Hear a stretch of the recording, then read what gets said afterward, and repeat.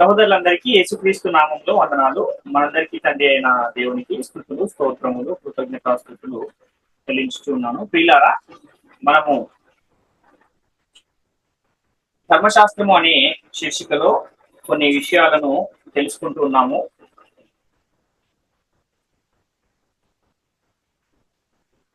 కాబట్టి ఈరోజు అదే ధర్మశాస్త్రంలోని ఇంకొక అంశాన్ని పరిశీలించే ప్రయత్నం చేద్దాం. అయితే గత వారమే ఇంతకు ముందు తరగతిలో ధర్మశాస్త్రాన్ని గురించిన ఒక అంశాన్ని మనం పరిశీలించాం. పాపాన్ని తీసివేయడానికి ఈ లోకానికి వచ్చిన యేసుక్రీస్తు వారు ఏం చేస్తే పాపాన్ని తీసివేయగలడు అన్న విషయాన్ని మనం పరిశీలన చేశాము. ఈరోజు ధర్మశాస్త్రం అనేది అసలు ఎందుకు కొట్టివేయబడింది అనే అంశాన్ని గురించి మనము పరిశీలించే ప్రయత్నం చేద్దాం. అయితే యేసుక్రీస్తు లోకానికి వచ్చే సమయానికి ఈ లోకంలో ఉన్న ప్రజలు ధర్మశాస్త్రాన్ని కలిగి ఉన్నారు. ఆ ధర్మశాస్త్రాన్ని కలిగి ఉన్నవారు ఆ ధర్మశాస్త్రాన్ని అతిక్రమించడం ద్వారా పాపులుగా తీర్చబడితే, ధర్మశాస్త్రము లేని అన్యజనులు కూడా ధర్మశాస్త్రము లేకపోయినా ఒకవేళ స్వాభావికంగా ధర్మశాస్త్ర సంబంధమైన క్రియలు ఒకవేళ చేస్తే వాళ్ళు నీతిమంతులుగా తీర్చబడే అవకాశం ఉన్నా కూడా ఆ అన్యజనులు కూడా ధర్మశాస్త్ర సంబంధమైన క్రియలను చేయకపోవటం వల్ల వాళ్ళు కూడా పాపులుగా తీర్చబడిపోయిన ఒక పరిస్థితి మనకు కనబడుతుంది. అయితే యూదులైనా సరే, గ్రీకు దేశస్థులైనా సరే, అన్యజనులైనా సరే అందరూ కూడా శాపమునకు లోనై ఉన్నారు అన్న విషయాన్ని మనకు పరిశుద్ధ గ్రంథము తెలియజేస్తుంది. అందుకనే పరిశుద్ధ గ్రంథంలో ఏం కనబడుతుంది అంటే నీతిమంతుడు లేడు, ఒక్కడును లేడు అన్న మాట మనకు కనబడుతుంది. అయితే యేసుక్రీస్తు లోకానికి వచ్చే ఆ సమయానికే ఈ లోకంలో ఉన్న వారందరూ కూడా పాపం అనే చెరలో బంధించబడి ఉన్నారు. అలాంటి పరిస్థితుల్లో ఈ లోకానికి వచ్చిన యేసుక్రీస్తు వారు పాపాన్ని తీసివేయడానికి, పాపులను రక్షించడానికి లోకానికి వచ్చాడు కనుక ఆ పాపాన్ని తీసివేయడానికి, పాపులను రక్షించడానికి ఈ లోకానికి వచ్చిన యేసుక్రీస్తు వారు ఏం చేస్తే పాపాన్ని తీసివేయగలడు అన్న ఆ విషయాన్ని మనం పరిశీలన చేశాం. పాపానికి బలం ఎందులో ఉంది అంటే ధర్మశాస్త్రములో పాపానికి బలం ఉంది అన్న విషయము మనకు కొరింథీయులకు రాసిన మొదటి పత్రిక 15వ అధ్యాయం 55-56 వచనాలు తెలియజేస్తున్నాయి. అయితే ఈ పాపానికి బలమై ఉన్న ధర్మశాస్త్రాన్ని తీసివేస్తేనే యేసుక్రీస్తు ప్రభువుల వారు పాపాన్ని తీసివేయగలరు. కనుక ఆయన లోకానికి వచ్చి ఏం చేశాడు అంటే పాపానికి బలమై ఉన్న ధర్మశాస్త్రాన్ని సిలువలో కొట్టివేయటం జరిగింది అన్న విషయాన్ని కూడా మనము పరిశీలన చేస్తాం. అయితే ఎవరి ధర్మశాస్త్రాన్ని కొట్టివేయగలరు అని అంటే ధర్మశాస్త్రాన్ని అనుసరించి జీవించిన వారే ధర్మశాస్త్రాన్ని కొట్టివేయగలరు. కనుక యేసుక్రీస్తు ప్రభువుల వారు ఈ లోకానికి వచ్చి ధర్మశాస్త్రానికి లోబడి జీవించి దాన్ని నెరవేర్చి తన శరీరం అందు సిలువలో ధర్మశాస్త్రాన్ని కొట్టివేయటం అనేది జరిగింది. ఈ విషయాన్ని కూడా మనము గతంలోనే నేర్చుకున్నాం. అందుకనే యేసుక్రీస్తు వారు ఈ ధర్మశాస్త్రానికి సమాప్తి అయి ఉన్నారు అని రోమపత్రిక 10వ అధ్యాయం 4వ వచనం తెలియజేస్తుంది. అసలు ఈ ధర్మశాస్త్రం ఎందుకు కొట్టివేయబడింది అన్న ఆ విషయాన్ని ఈరోజు మనము నేర్చుకునే ప్రయత్నం చేద్దాం. అయితే ధర్మశాస్త్రం విషయంలో బైబిల్ గ్రంథం అసలు ఏం చెబుతుంది అని మనం ఆలోచిస్తే ఆ ధర్మశాస్త్రాన్ని యేసుక్రీస్తు వారు ఎందుకు కొట్టివేశారు అన్న విషయము మనకు అర్థమవుతుంది. అయితే ధర్మశాస్త్రం అసలు ఎందుకు కొట్టివేయబడింది, ఏ ఏ కారణాలను బట్టి ధర్మశాస్త్రం కొట్టివేయబడింది అని మనం ఆలోచన చేయగలిగితే ధర్మశాస్త్రములో లోపం ఉంది, ధర్మశాస్త్రము లోపము గలదిగా ఉంది అని పరిశుద్ధ గ్రంథము తెలియజేస్తుంది. హెబ్రీయులకు రాసిన పత్రిక 8వ అధ్యాయము 7వ వచనాన్ని మనం చూస్తే ఏలయనగా ఆ మొదటి నిబంధన లోపము లేనిదైతే రెండవ దానికి అవకాశము ఉండనేరదు అంటున్నాడు. అంటే అసలు బైబిల్ గ్రంథంలో ఎన్ని నిబంధనలు ఉన్నాయి అంటే ఇదివరకే మనం పరిశీలించాము. 2 నిబంధనలు ఉన్నాయి. అందులో ఒకటేమో మొదటి నిబంధన, దాన్నే పాత నిబంధన అని కూడా పిలుస్తారు. దాన్నే ధర్మశాస్త్రము అన్న పేరు కూడా ఆ మొదటి నిబంధనకు ఉంది.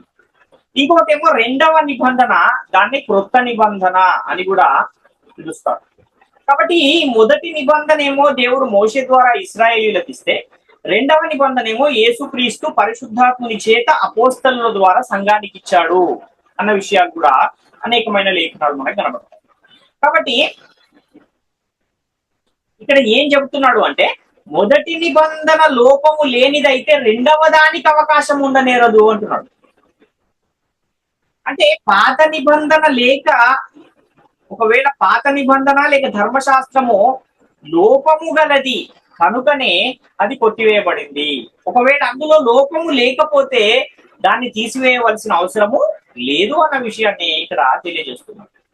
ఇంకో కారణాన్ని కూడా మనం పరిశీలన చేయగలిగితే, ఈ ధర్మశాస్త్రం అనేది దేనికి కూడా సంపూర్ణ స్థితి కలగజేయట్లేదు అన్న విషయాన్ని కూడా పౌలు గారు తెలియజేస్తున్నారు. హెబ్రీలకు రాసిన పత్రిక 7వ అధ్యాయము 18వ వచనాన్ని మనం చూస్తే, హెబ్రీ పత్రిక 7వ అధ్యాయం 18వ వచనం, ఆ ధర్మశాస్త్రము దేనికి నీ సంపూర్ణ స్థితి కలగజేయలేదు కనుక ముందీయబడిన ఆజ్ఞ బలహీనమైనందునను నిష్ప్రయోజనమైనందునను అది నివారణ చేయబడి ఉన్నది అంటున్నాడు.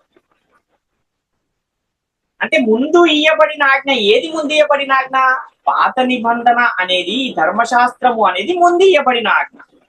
ఆ ముందు ఇయ్యబడిన ఆజ్ఞ ఎలాంటిది అంటున్నాడు అంటే, అది బలహీనమైనది, నిష్ప్రయోజనమైనది కనుక అది నివారణ చేయబడి ఉన్నది అంటున్నాడు. మరి అది నివారణ చేయబడితే మరలా ఈ భూలోకంలో ఉన్న ప్రజలు దేన్ని బట్టి నడుచుకోవాలి అన్న ప్రశ్న కూడా వస్తుంది. కనుక దానికి కూడా సమాధానాన్ని తెలియజేస్తూ హెబ్రీ పత్రిక 7వ అధ్యాయం 19వ వచనంలో పౌలు గారు ఏం చెప్తున్నారంటే, హెబ్రీ పత్రిక 7వ అధ్యాయం 19వ వచనంలో, అంతకంటే శ్రేష్టమైన నిరీక్షణ దాని వెంట ప్రవేశపెట్టబడేను, దీని ద్వారా దేవుని యొద్దకు మనము చేరుచున్నాము అంటున్నారు. అంటే ధర్మశాస్త్రం అనేది లోపము గలది అని చెప్పబడుతుంది. ఏంటి ఆ లోపము అనంటే, ధర్మశాస్త్రము దేనికి కూడా సంపూర్ణ సిద్ధి కలగజేయట్లేదు కనుక అది నివారణ చేయబడి ఉన్నది. అసలు ఈ ధర్మశాస్త్రము ఏ ఇశ్రాయేలీయులకైతే ఇవ్వబడిందో వారే దాని చేత సంపూర్ణ సిద్ధి పొందలేనప్పుడు అది మనకెలా ప్రయోజనకరంగా ఉంటుంది అన్న విషయాన్ని కూడా మనం ఒకసారి ఆలోచించవలసిన అవసరం. ఎందుకు ధర్మశాస్త్రం కొట్టివేయబడింది అని మనం ఇంకొక కారణాన్ని కూడా చూడగలిగితే, రెండవ దానిని స్థిరపరచుటకు మొదటి దానిని కొట్టివేసి ఉన్నాడు అన్న విషయం మనకు కనబడుతుంది. ఎందుకంటే ఒకే కాలంలో ఒకే సమయంలో రెండు చట్టాలు అమల్లో ఉండొచ్చా అంటే అలాంటి అవకాశం లేదు. రెండు ఒకేసారి అమల్లో ఉండలేదు. ఒకే చట్టం అమల్లో ఉంటుంది. కాబట్టి హెబ్రీ పత్రిక 10వ అధ్యాయం 9వ వచనాన్ని మనం చూస్తే, హెబ్రీలకు రాసిన పత్రిక 10వ అధ్యాయం 9వ వచనంలో, ఆయన నీ చిత్తము నెరవేర్చుటకి ఇదిగో నేను వచ్చి ఉన్నానని చెప్పుచున్నాడు. ఇవన్నీ ధర్మశాస్త్రము చొప్పున అర్పించబడుచున్నవి, ఆ రెండవ దానిని స్థిరపరచుటకు మొదటి దానిని కొట్టివేయుచున్నాడు అంటున్నాడు. అంటే ఒక నిబంధన ఆల్రెడీ ఉంది, అది మొదటి నిబంధన. ఆ మొదటి నిబంధనలో ఏముందంటే లోపం ఉంది అంటున్నాడు. ఇలాంటి లోపము అంటే అది దేనికి సంపూర్ణ స్థితి కలగజేయట్లేదు అంటున్నాడు. అలాంటి దానిని ఏం చేస్తున్నాడు అంటే రెండవ నిబంధనను కూడా ఇచ్చి ఆ రెండవ దానిని స్థిరపరచాలి అంటే ఏం చేయాలి? మొదటి దానిని కొట్టివేయాలి అని చెప్తున్నాడు. కాబట్టి నేటి కాలంలో ఈ రెండవ నిబంధన స్థిరపడి ఉంది, అది స్థిరపడిపోయింది.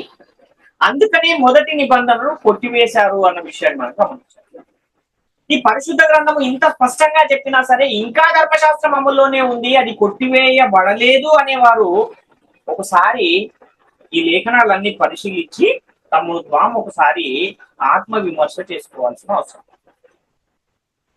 కొంతమంది తన వాదనను బలపరుచుకోవడానికి ఏం చెబుతారు అంటే, దేవుడు ఇశ్రాయేలీలకు రెండు ధర్మశాస్త్రాలు ఇచ్చాడండి, అందులో ఒకటి ఉంచాడు, ఒకటి కొట్టివేశాడు. ఆచారయుక్తమైన ధర్మశాస్త్రం ఏమో కొట్టివేయబడితే నైతిక ధర్మశాస్త్రము, ఆజ్ఞలు గల ధర్మశాస్త్రం అలానే ఉంది అని కొంతమంది చెబుతూ ఉంటారు. కానీ దేవుడు ఇశ్రాయేలీలకు రెండు ధర్మశాస్త్రాలు ఇచ్చాడని లేఖనంలో ఎక్కడైనా ఒక్క లేఖనమైనా చూపెట్టగలుగుతారా వీళ్ళు అని అంటే ఎక్కడా కూడా చూపెట్టలేదు. ఎందుకంటే దేవుడు ఇచ్చింది ఒకటే ధర్మశాస్త్రము అని పరిశుద్ధ గ్రంథం తెలియజేస్తుంది తప్ప రెండు ధర్మశాస్త్రాలు ఇచ్చాడని ఎక్కడా కూడా ఒక్క లేఖనాధారం కూడా మనకు పరిశుద్ధ గ్రంథంలో కనబడదు. ఇంకా మనం ఆలోచన చేయగలిగితే ధర్మశాస్త్రం అసలు ఎందుకు కొట్టివేయబడింది అని మనము పరిశుద్ధ గ్రంథాన్ని గనక పరిశీలన చేస్తే, ధర్మశాస్త్రము తర్వాత వచ్చిన ప్రమాణపూర్వకమైన వాక్యము ఏదైతే వచ్చిందో దాని మహిమ ధర్మశాస్త్రము కంటే గొప్పది అని పరిశుద్ధ గ్రంథం తెలియజేస్తుంది. అంటే ధర్మశాస్త్రము తర్వాత వచ్చింది ఒక ప్రమాణపూర్వకమైన వాక్యం ఏంటి అంటే క్రొత్త నిబంధన. ఆ క్రొత్త నిబంధన మహిమ ధర్మశాస్త్రం యొక్క మహిమ కంటే ఎలాంటిదంట గొప్పది అంటున్నాడు. అంటే ధర్మశాస్త్రం అనేది శిక్షావిధికి కారణమైన పరిచర్య. 2 కొరింథీ పత్రిక 3:9 చూస్తే శిక్షావిధికి కారణమైన పరిచర్యయే మహిమ గలదైతే నీతికి కారణమైన పరిచర్య ఎంతో అధికమైన మహిమ గలదగును అంటున్నాడు. అంటే అత్యధికమైన మహిమ దేనికి ఉంది అని అంటే నీతికి కారణమైన పరిచర్య, ధర్మశాస్త్రము తర్వాత దయచేయబడిన చట్టము. అదే ఏంటి అంటే క్రొత్త నిబంధన. కనుక క్రొత్త నిబంధన అనేది ఎలాంటిది అంటే అత్యధికమైన మహిమ గలది, అధికమైన మహిమ గలదిగా పరిశుద్ధ గ్రంథము తెలియజేస్తుంది. 2 కొరింథీ పత్రిక 3:10 కూడా మనం చూస్తే, కొరింథీలకు రాసిన 2 పత్రిక 3:10 అత్యధికమైన మహిమ దీనికి ఉండుట వలన ఇంతకు మునుపు మహిమ కలదిగా చేయబడినది ఈ విషయములో మహిమ లేనిదాయను అంటున్నాడు. అంటే ఒకటేమో మహిమ గలది, ఇంకొకటేమో అత్యధికమైన మహిమ గలది. రెండు పక్కన పెట్టినప్పుడు ఏది ఎక్కువ మహిమ గలది అని అంటే రెండిట్లో ఏది శ్రేష్టమైనది అంటే అత్యధికమైన మహిమ గలదే శ్రేష్టమైనది అని ఎవరైనా సాధారణంగా దానికి సమాధానము జవాబిస్తారు. ఒకవేళ అత్యధిక మహిమ గలది లేదనుకోండి, మహిమ గలదే ఉంటే మనకు అదే ఎలా కనబడుతుంది అంటే ప్రయోజనకరంగా కనబడుతుంది. కాబట్టి ధర్మశాస్త్రం అనేది మహిమ గలదిగా ఉన్నా కూడా ఎప్పుడైతే అత్యధికమైన మహిమ గల నూతన నిబంధన వచ్చిందో అప్పుడు ఆ ధర్మశాస్త్రం అనేది మహిమ లేనిదిగా అయిపోయింది అన్న విషయాన్ని తెలియజేస్తున్నాం. ఉదాహరణకి మనము ఇంట్లో ఏదో పని చేసుకుంటున్నాం, చదువుకుంటున్నాం అనుకోండి. ఆ సమయంలో కరెంటు పోతే వెంటనే మనం ఏం చేస్తామంటే ఎక్కడైనా క్రొవ్వొత్తి ఉందేమో అని ఇంట్లో వెతికి ఆ క్రొవ్వొత్తిని తీసుకొచ్చి వెలిగించుకొని దాని ముందు కూర్చొని చదువుకుంటాం. ఆ తర్వాత కొద్ది నిమిషాలకి కరెంట్ వచ్చేసింది. కరెంట్ రాగానే ఏం జరుగుతుంది అంటే ఇంట్లో ఉన్న లైట్లన్నీ వెలుగుతాయి. ఈ లైట్లన్నీ వెలిగిన తర్వాత కూడా అదే క్రొవ్వొత్తి పెట్టుకుని ఒకవేళ చదివితే ఎలా ఉంటుంది? అది ఎవరైనా చూసేవారు ఏమంటారంటే అదేంటంటే ఆల్రెడీ కరెంట్ వచ్చింది కదా, మంచి వెలుగు లైట్ తోనే ఉండగా మళ్ళా మీరేంటి క్రొవ్వొత్తి పెట్టుకుంటున్నారు అని ఎలాగైతే అడుగుతారో అదే విధంగా ఈ ధర్మశాస్త్రం అనేది ఎలాంటిది అని అంటే క్రొవ్వొత్తి లాంటిది. కాబట్టి ఆల్రెడీ ఒక లైట్ ఉన్నప్పుడు క్రొవ్వొత్తితో అవసరం ఉందా అంటే లేదు. ఇప్పుడు ఈ క్రొత్త నిబంధన అనేది ఎలాంటిది అని అంటే ఒక ఫ్లడ్ లైట్ లాంటిది. ఒక 100 వాట్స్ బల్బు ఎంత వెలుగునైతే ఇస్తుందో అలాంటి వెలుగు ఇచ్చేదిగా కొత్త నిబంధన కనబడితే ఒక క్రొవ్వొత్తి ఇచ్చే వెలుగుగా ఏది కనబడుతుంది అంటే ధర్మశాస్త్రము కనబడుతుంది. కాబట్టి లైట్ వెలుగు ఉన్నప్పుడు ఈ క్రొవ్వొత్తి అనేది అవసరమా అంటే అవసరం లేదు అని ఎంత సాధారణంగా అయితే మనం చెప్పగలుగుతామో అదే విధంగా ఈ క్రొత్త నిబంధన వచ్చిన తర్వాత ధర్మశాస్త్రం అవసరమా అంటే అవసరం లేదు అని మనము చెప్పొచ్చు. కాబట్టి ఇంకా మనము ఆలోచన చేస్తే ధర్మశాస్త్రము అమల్లో ఉంది అనేవారు ఎలాంటి వారు అంటే కరెంట్ వచ్చాక కూడా క్రొవ్వొత్తి పెట్టుకునే నేను చదువుతాను అనేవారు ఉంటారు చూసారా, అలాంటి వారే ఈ రోజు ఇంకా మాకు ధర్మశాస్త్రం అమల్లో ఉంది అనేవారు అన్న విషయాన్ని ఒకసారి ఆలోచన చేయాల్సిన అవసరం. కొరింథీలకు రాసిన 2వ పత్రిక 3:11 మనం చూడగలిగితే తగ్గిపోవునదే మహిమ గలదై ఉండిన ఎడల నిలుచున్నది మరి ఎక్కువ మహిమ గలదై ఉండును కదా అంటున్నాడు. అంటే అత్యధికమైన మహిమ గలదైన క్రొత్త నిబంధన వచ్చిన తర్వాత తక్కువ మహిమ గలదైన ధర్మశాస్త్రం అవసరమా అనేది ఒకసారి ఆలోచించాలి. ధర్మశాస్త్రము మాకు ఇంకా అమల్లోనే ఉంది అనేవారు క్రీస్తు ద్వారా వచ్చే ఆశీర్వాదాన్ని మహిమను గుర్తించలేకపోతున్నారు అన్న విషయాన్ని గమనించవలసిన అవసరం. ఇంకా మనం ఆలోచిస్తే మొదటి నిబంధన ఏదైతే ఉందో అందులో ఉన్న లోపం ఏమిటి అని మనం ఆలోచిస్తే ఒకటేమో అది దేనికి సంపూర్ణ స్థితి కలగజేయట్లేదు అని మనం ఇంతకు ముందే చూసాము. ఇంకా ఆ ధర్మశాస్త్రము అనేది పాపం అంటే ఏంటో తెలియజేస్తుంది కానీ పాపాన్ని తీసివేసే బలము ఆ ధర్మశాస్త్రములో లేదు అన్న విషయాన్ని కూడా పరిశుద్ధ గ్రంథం తెలియజేస్తుంది. రోమీలకు రాసిన పత్రిక 3వ అధ్యాయము 20వ వచనాన్ని మనం చూడగలిగితే ఏదైనా ధర్మశాస్త్ర సంబంధమైన క్రియల మూలముగా ఏ మనుషుడును ఆయన దృష్టికి నీతిమంతుడని తీర్చబడడు. ధర్మశాస్త్రము వలన పాపమనగా ఎట్టిదో తెలియబడుచున్నది అంటున్నాడు. అంటే ధర్మశాస్త్రం ఏం చేస్తుంది అంటే పాపాన్ని మాత్రమే తెలియజేస్తుంది తప్ప పాపాన్ని తీసివేసే శక్తి ఆ ధర్మశాస్త్రానికి లేదు. మనకి శరీరంలో ఏదైనా ఒక వ్యాధి వచ్చింది అనుకోండి, రోగం వచ్చింది అనుకోండి, ఆ రోగము శరీరంలో ఎక్కడుంది, ఎంత పరిమాణంలో ఉందో తెలుసుకోవడానికి డాక్టర్ గారు ఏం చేస్తారంటే ఒక ఎక్స్రేనో లేకపోతే ఒక స్కానింగో రాస్తారు. ఆ స్కానింగ్ వెళ్ళి మనం తీయించుకొని వచ్చిన తర్వాత ఆ రిపోర్ట్ ని బట్టి ఆయన ఏం చెప్తాడంటే ఇదిగో నీ శరీరంలో ఈ భాగంలో ఒక అవయవం అనేది పాడైపోయింది అని తెచ్చిన ఆ రిపోర్ట్ ని బట్టి ఆయన చెప్తారు. అంటే ఆ స్కానింగ్ తీసుకుని వచ్చినంత మాత్రాన శరీరంలో ఉన్న రోగం పోతుందా అంటే పోదు. ఆ రోగం యొక్క పరిమాణాన్ని తెలియజేసేంత వరకే ఆ స్కానింగ్ కు కానీ ఆ ఎక్స్రేకు కానీ ఉన్న పని తప్ప ఆ ఎక్స్రేకు కానీ స్కానింగ్ కు కానీ ఆ శరీరంలో ఉన్న రోగాన్ని తీసివేసే శక్తి ఎలాగైతే లేదో ఈ ధర్మశాస్త్రం కూడా ఎంతవరకు పరిమితమై ఉన్నది అని అంటే ఆ పాపము యొక్క పరిమాణాన్ని మాత్రమే తెలియజేస్తుంది. పాపము ఏ పాపము అనేది మాత్రమే తెలియజేస్తుంది తప్ప పాపాన్ని తీసివేసే శక్తి ఆ ధర్మశాస్త్రానికి లేదు అన్న విషయాన్ని ఇక్కడ తెలియజేస్తుంది. రోమపత్రిక 7:13 కూడా మనం చూస్తే ఉత్తమమైనది నాకు మరణకరమైన అట్లనరాదు, అయితే పాపము ఉత్తమమైన దాని మూలముగా నాకు మరణము కలగజేయుచు పాపమైనట్టు అగ్గుపడు నిమిత్తము అనగా పాపము ఆజ్ఞ మూలముగా అత్యధిక పాపమగు నిమిత్తము అది నాకు మరణకరమాయను. అంటే ధర్మశాస్త్రం ఏం చేస్తుందంటే పాపమును అత్యధికమైన పాపముగా చేస్తుంది. అంటే అసలు ఆజ్ఞలే లేనప్పుడు పాపము ఏ స్థితిలో ఉంటుంది అంటే అది మృతమైనదిగా ఉంటుంది అని కూడా పరిశుద్ధ గ్రంథం తెలియజేస్తుంది. ధర్మశాస్త్రము లేనప్పుడు పాపము మృతము. ఆజ్ఞ రాగానే పాపానికి మరలా ఏమొచ్చిందంట బలం వచ్చింది అని తెలియజేస్తుంది. కాబట్టి ఈ ధర్మశాస్త్రం అనేది ఏం చేస్తుందంటే పాపం అంటే ఏంటో తెలియజేస్తుంది తప్ప పాపాన్ని తీసివేసే శక్తి ఆ ధర్మశాస్త్రానికి లేదు. కనుక ఆ ధర్మశాస్త్రాన్ని యేసుక్రీస్తు వారు కొట్టివేయవలసి వచ్చింది. ఇంకా ధర్మశాస్త్రం ఎందుకు కొట్టివేయబడింది అని మనం ఆలోచన చేస్తే ధర్మశాస్త్రం వలన ఏ మనుషుడు కూడా నీతిమంతుడుగా తీర్చబడలేని పరిస్థితి ఉంది. గలతీయులకు రాసిన పత్రిక 3:10-11 చూస్తే ధర్మశాస్త్రము విధించిన క్రియలకు సంబంధులందరూ శాపమునకు లోనై ఉన్నారు. ఎందుకనగా ధర్మశాస్త్ర గ్రంథమందు వ్రాయబడిన విధులన్నీ చేయుటయందు నిలకడగా ఉండని ప్రతివాడును శాపగ్రస్తుడని వ్రాయబడి ఉన్నది. ధర్మశాస్త్రము చేత ఎవడును దేవుని ఎదుట నీతిమంతుడని తీర్చబడడను సంగతి స్పష్టమే. ఏలయనగా నీతిమంతుడు విశ్వాసమూలముగా జీవించును. అంటే ధర్మశాస్త్రము వలన ఏ మనుషుడు కూడా నీతిమంతుడుగా తీర్చబడలేని పరిస్థితులు ఉన్నాయి. అది అమల్లో ఉన్నంత కాలము కూడా.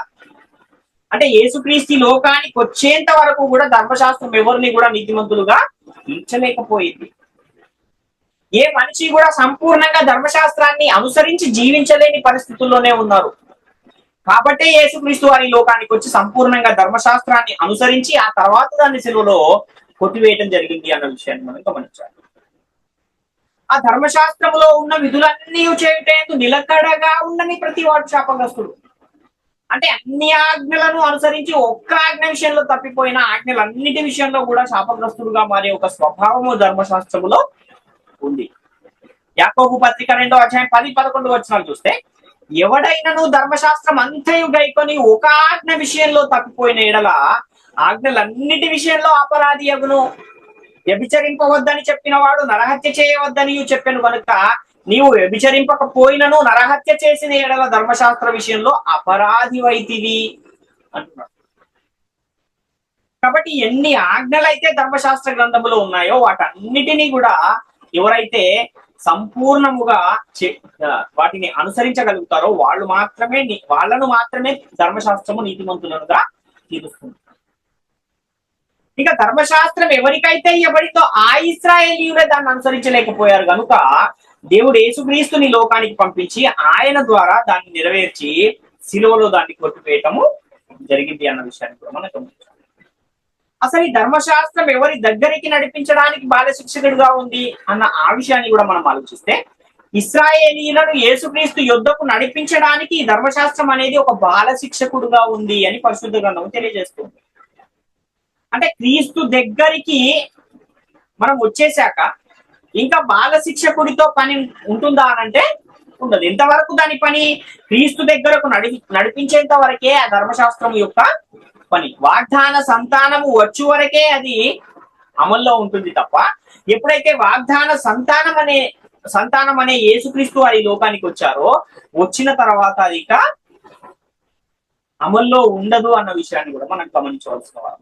గలతీ పత్రిక 3వ అధ్యాయము 24వ వచనాన్ని మనం చూస్తే, కాబట్టి మనము విశ్వాస మూలమున నీతిమంతులమని తీర్చబడినట్లు క్రీస్తు నొద్దకు మనలను నడిపించుటకు ధర్మశాస్త్రము మనకు బాల శిక్షకుడాయను అంటున్నారు. అంటే ఇశ్రాయేలీయులను క్రీస్తు యొద్దకు నడిపించుటకు ధర్మశాస్త్రం ఒక బాల శిక్షకుడిగా పనిచేసింది. ఇలాగైతే ఒక వ్యక్తి చిన్నతనంలో చదువుకునేటప్పుడు బాల శిక్షను ఎలాగైతే వాళ్ళకి నేర్పిస్తారో, అంటే ఓనమాలను ఎలాగైతే నేర్పిస్తారో, ఆ ఓనమాలను నేర్చుకున్న వ్యక్తి తర్వాత ఏం చేస్తాడంటే వాటి ద్వారా ఉన్నతమైన చదువులను చదువుకుని ఏదైనా ఒక మంచి పొజిషన్ లోకి ఎలాగైతే వస్తాడో, అలా ఒక మంచి పొజిషన్ లోకి వచ్చేసి ఒక ఐఏఎస్ అధికారి అయిపోయిన తర్వాత కూడా మళ్ళా నేను ఓనమాలు చదువుకుంటానంటే ఎలా ఉంటుందో, ఇప్పుడు ధర్మశాస్త్రం అమల్లో ఉంది అనే వాళ్ళ పరిస్థితి కూడా అలానే ఉంది అన్న విషయాన్ని గమనించారు. కాబట్టి ఇప్పుడు ధర్మశాస్త్రం అమల్లో లేదు. అది ఒకప్పుడు ఇశ్రాయేలీయులను క్రీస్తు యుద్ధకు నడిపించడానికి బాల శిక్షకుడుగా మాత్రమే ఉంది అన్న విషయాన్ని గమనించారు. ఇంకా మనం ఆలోచిస్తే ధర్మశాస్త్రం ఎందుకు కొట్టివేయబడింది అంటే, అది రాబోచున్న మేలుల ఛాయయే గాని నిజస్వరూపము గలది కాదు అంటున్నాడు. హెబ్రీ పత్రిక 10వ అధ్యాయం 1వ వచనాన్ని చూస్తే, ధర్మశాస్త్రము రాబోచున్న మేలుల ఛాయగలదియే గాని ఆ వస్తువుల నిజస్వరూపము గలది కాదు కనుక ఆ యాజకులు ఏటేటా ఎడతెగకుండా అర్పించి ఒక్కటే విధమైన బలులు వాటిని తెచ్చువారికి ఎన్నడూను సంపూర్ణ సిద్ధి కలుగజేయనేరవు అంటున్నాడు. అంటే ఎన్నటికీ సంపూర్ణ సిద్ధి కలగజేయలేనిదిగా ధర్మశాస్త్రం కనబడుతుంది. నిజస్వరూపము గలదిగా లేదది. అది రాబోచున్న మేలుల ఛాయగలదిగా మాత్రమే కనబడుతూ ఉంది అన్న విషయాన్ని గమనించాలి. కొలసి పత్రిక 2వ అధ్యాయం 16, 17 వచనాలు కూడా చూస్తే, కాబట్టి అన్నపానముల విషయంలోనైనను, పండగ, అమావాస్య, విశ్రాంతి దినము అనువాటి విషయంలోనైనను మీకు తీర్పు తీర్చే ఎవనికి అవకాశం ఇయ్యకుడి. ఇవి రాబో వాటి ఛాయయే గాని నిజస్వరూపము క్రీస్తులో ఉన్నది అంటున్నాడు. అంటే ఇది రాబోచున్న మేలుల ఛాయగలదిగా ధర్మశాస్త్రం ఉంది. ఆ రాబోచున్న మేలెవరు అని అంటే యేసుక్రీస్తు వారు. నిజస్వరూపము యేసుక్రీస్తు వారు. ఇంతకు ముందు కూడా మనం చదివిన దాంట్లో క్రీస్తు నొద్దకు నడిపించుటకు ధర్మశాస్త్రం బాల శిక్షకుడిగా కనబడుతూ ఉంది. కాబట్టి యేసుక్రీస్తు వచ్చేంత వరకే ధర్మశాస్త్రం అమల్లో ఉంటుంది, ఆ తర్వాత అది అమల్లో ఉండదు అన్న విషయాన్ని గమనించాలి. ఒక వ్యక్తి విదేశాలకు వెళ్ళిపోయాడు అనుకోండి. విదేశాలకు వెళ్ళిపోతే ఆ పెళ్లి చేసుకున్న తర్వాత భార్యను విడిచిపెట్టి విదేశాలకు వెళ్ళిపోతే ఆమె తన భర్త ఫోటోని ఇక్కడ పెట్టుకుని ఆయన చూసుకుంటుంది. ఆ ఫోటోలో ఆయన కొన్ని సంవత్సరాలు, ఒక 5-6 సంవత్సరాలు అక్కడ ఉండి కొన్ని తర్వాత ఆయనకు మళ్ళీ ట్రాన్స్ఫర్ అయిపోయి ఇక్కడికి వచ్చేసిన తర్వాత కూడా ఆయన ఇంటికి వచ్చిన తర్వాత కూడా నేను ఫోటోనే చూస్తాను అని అంటే ఎలా ఉంటుంది ఇది? ఆయన వచ్చేసిన తర్వాత ఫోటోతో పని లేదు కదా. ఆయనే ఆమె పక్కన ఉన్నప్పుడు ఇంకా ఫోటోతో ఎలాగైతే పని లేదో, ధర్మశాస్త్రము కూడా ఎంతవరకు అది ఉంటుంది అంటే యేసుక్రీస్తు వారు వచ్చేంత వరకే అది ఉంటుంది. అంటే అది ఒక ఫోటో లాగా ఉంది. ఎవరికి ఫోటోగా ఉంది అంటే యేసుక్రీస్తు వారి యొక్క ఫోటో లాగా అది ఆయన వచ్చేంత వరకు పనిచేస్తుంది. ఆయనే వచ్చేసిన తర్వాత ఇంకా ఫోటోతో పని ఉందా అంటే లేదు అన్న విషయాన్ని మనం ఇక్కడ గమనించవలసిన. ఇంకా ధర్మశాస్త్రం ఎందుకు కొట్టివేయబడింది అంటే, నీతి ధర్మశాస్త్ర మూలముగా కలగదు గనుక అది కొట్టివేయబడింది. గలతీ పత్రిక 3వ అధ్యాయం 10, 11 వచనాలు చూస్తే, ధర్మశాస్త్రము విధించిన క్రియలకు సంబంధులందరూ శాపమునకు లోనై ఉన్నారు. ఎందుకనగా ధర్మశాస్త్ర గ్రంథమందు వ్రాయబడి ఉన్న విధులన్నీ చేయటందు నిలకడగా ఉండని ప్రతి వాడును శాపగ్రస్తుడని వ్రాయబడి ఉన్నది. ధర్మశాస్త్రము చేత ఎవడునూ దేవుని ఎదుట నీతిమంతుడని తీర్చబడడు అనుసంగతి స్పష్టమయ్యేలే అనగా నీతిమంతుడు విశ్వాసం మూలముగా జీవించును అంటున్నాడు. అంటే ధర్మశాస్త్రము వలన నీతి రావట్లేదు, కానీ విశ్వాసము వలన నీతి అనేది ఆరోపించబడుతూ ఉంది. కాబట్టి ఆ ధర్మశాస్త్రము ఏమైంది అంటే కొట్టివేయబడింది అన్న విషయాన్ని మనం గమనించాలి. అంటే నీతి అనేది ఎలా కలుగుతుంది అంటే విశ్వాసము వలన కలుగుతుంది తప్ప ధర్మశాస్త్రము వలన కలగడం లేదు. కనుకనే యేసుక్రీస్తు వారు వచ్చి దాన్ని కొట్టివేసిన పరిస్థితి మనకి కనబడుతుంది. గలతీ పత్రిక 2వ అధ్యాయం 16వ వచనాన్ని కూడా చూస్తే ధర్మశాస్త్ర సంబంధ క్రియల మూలమున ఏ శరీరియు నీతిమంతుడని తీర్చబడడు కదా అంటున్నాడు. అంటే ధర్మశాస్త్రం అనేది ఎలాంటిది అని అంటే అది ఒక మార్గాన్ని చూపించడానికి, యేసుక్రీస్తు యొద్దకు మార్గాన్ని చూపించడానికి మాత్రమే పనిచేసేదిగా ఉంది. యేసుక్రీస్తు యొద్దకు నడిపించడానికి బాలశిక్షకుడుగా మాత్రమే పనిచేస్తుంది. యేసుక్రీస్తు యొద్దకు నడిపించడానికి ఒక ఛాయారూపముగా మాత్రమే పనిచేస్తుంది అన్న విషయాన్ని గమనించాలి. ఎప్పుడైతే యేసుక్రీస్తు వారు వచ్చారో ఇక నిజస్వరూపమైన యేసుక్రీస్తు వారు వచ్చిన తర్వాత ఛాయారూపమైన ధర్మశాస్త్రంతో పని లేదు అన్న విషయాన్ని గమనించారు. అందుకనే యేసుక్రీస్తు వారు దాన్ని ఏం చేశారు? సిలువలో కొట్టివేశారు. ఇంకా జీవింపజేయు శక్తి ధర్మశాస్త్రానికి లేదు కనుకనే అది కొట్టివేయబడింది. గలతీ పత్రిక 3వ అధ్యాయం 21వ వచనాన్ని చూస్తే ధర్మశాస్త్రము దేవుని వాగ్దానములకు విరోధమైనదా? అట్లన రాదు. జీవింపజేయు శక్తి గల ధర్మశాస్త్రము ఇయ్యబడి ఉన్న ఎడల వాస్తవముగా నీతి ధర్మశాస్త్ర మూలముగానే కలుగును కానీ అంటున్నాడు. అంటే జీవింపజేయు శక్తి గల ధర్మశాస్త్రం ఒకవేళ ఇయ్యబడితే నీతి అనేది దాని వలనే కలిగేది, కానీ దాని వలన కలుగుతుందా నీతి అంటే కలగట్లేదు.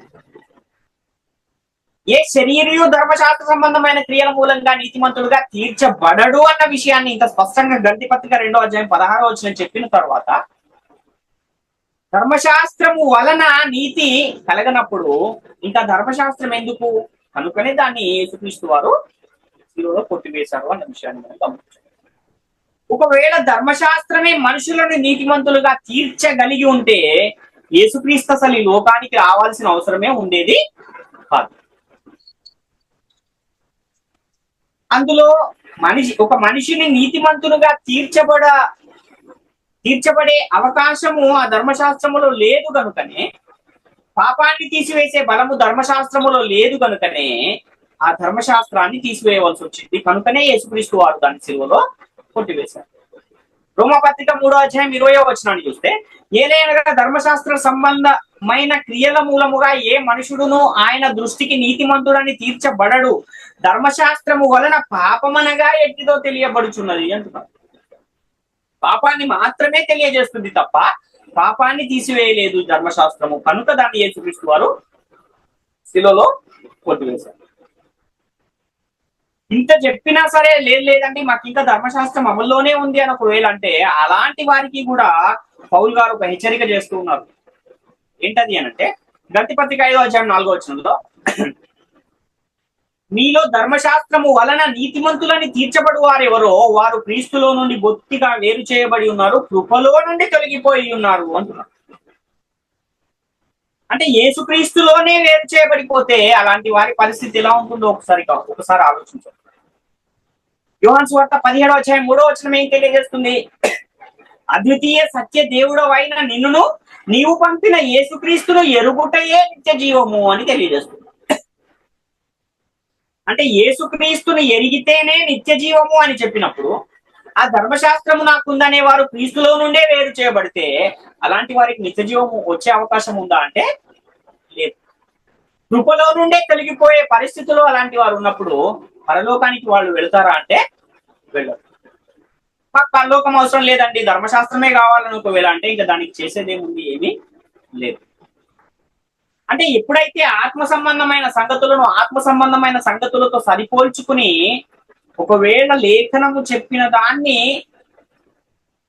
దాన్ని స్వీకరించే మనసు ఒకవేళ ఉంటే అలాంటి వారు ఏం చేస్తారంటే వాక్యానుసారముగా, ఒకవేళ ఇంతకు ముందు మేము నమ్మేది వాక్యానుసారంగా లేదేమో గనుక ఇప్పుడు ఇది వాక్యానుసారంగా కనబడుతుంది గనుక వాక్యానుసారముగా ప్రవర్తించు వారంగా మేము ఉంటాము అనుకుంటే అలాంటి వారు క్రీస్తులో ఉంటారు, కృపలో నుండి తొలగిపోరు.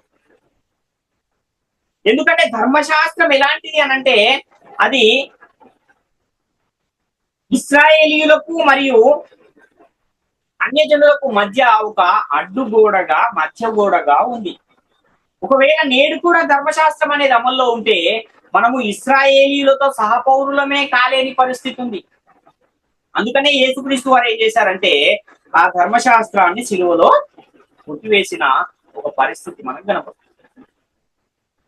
ఎందుకని ధర్మశాస్త్రం కొట్టివేయబడింది అంటే ఇన్ని కారణాలను బట్టి ధర్మశాస్త్రం కొట్టివేయబడింది. అది సంపూర్ణ సిద్ధి కలగజేయట్లేదు కనుక కొట్టివేయబడింది. ఏ మనుష్యుని నీతిమంతులుగా తీర్చట్లేదు కనుక కొట్టివేయబడింది. ధర్మశాస్త్రమైన క్రియల మూలముగా ఏ మనిషి కూడా నీతిమంతులుగా తీర్చబడట్లేదు కనుక కొట్టివేయబడింది. ధర్మశాస్త్రం వలన నీతి అనేదే కలగట్లేదు కనుక కొట్టివేయబడింది. కాబట్టి ఇన్ని కారణాలను బట్టి ఈ ధర్మశాస్త్రము అనేది కొట్టివేయబడింది అన్న విషయాన్ని మనము గమనించాలి. మరి ఏది నేడు మనల్ని దేవుని యొద్దకు చేర్చగలుగుద్ది అని అంటే అంతకంటే శ్రేష్టమైన నిరీక్షణ దాని వెంట ప్రవేశపెట్టబడినో దాని వలన మనము దేవుని యొద్దకు చేరుచున్నాము అంటున్నాడు. కాబట్టి ఏదైతే యేసుక్రీస్తు వారి లోకానికి వచ్చి మరణించి సమాధి చేయబడి తిరిగి లేపబడిన తర్వాత పరలోకానికి వెళ్ళి తండ్రి యొద్ద నుండి పంపబడిన పరిశుద్ధాత్ముని లోకానికి పంపినప్పుడు ఆ వచ్చిన పరిశుద్ధాత్ముడు క్రీస్తు యొక్క మాటలనే తీసుకుని అపోస్తలుల ద్వారా ఏదైతే సంఘానికి ఆజ్ఞాపించాడో ఆ సంఘానికి ఆజ్ఞాపించబడిన నూతన నిబంధనను మనము నేటి కాలంలో అనుసరించవలసిన వారమై ఉన్నాము తప్ప ధర్మశాస్త్రముతో మనకి ఎలాంటి సంబంధము లేదు అన్న విషయాన్ని గమనించాలి. ఎందుకంటే ఎవరికైతే ఆ ధర్మశాస్త్రం ఇవ్వబడిందో ఆ ఇశ్రాయేలీలే దాన్ని అనుసరించలేకపోయారు, మనం ఇలా దాన్ని అనుసరించగలుగుతాము అన్న విషయాన్ని కూడా గమనించాలి. కాబట్టి ఇన్ని కారణాలను బట్టి ఈ ధర్మశాస్త్రము కొట్టివేయబడింది. అది రాబో వాటి యొక్క ఛాయగా ఉంది తప్ప నిజస్వరూపమైనదిగా లేదు కనుక కొట్టివేయబడింది.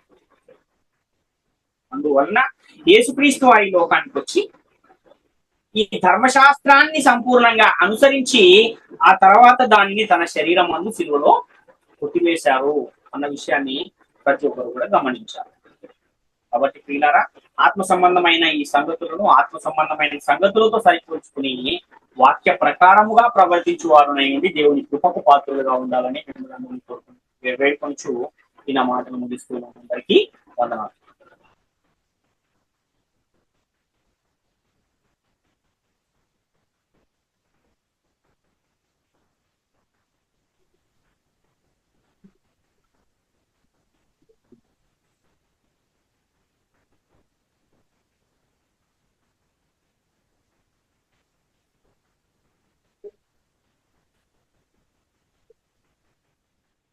సైన గారు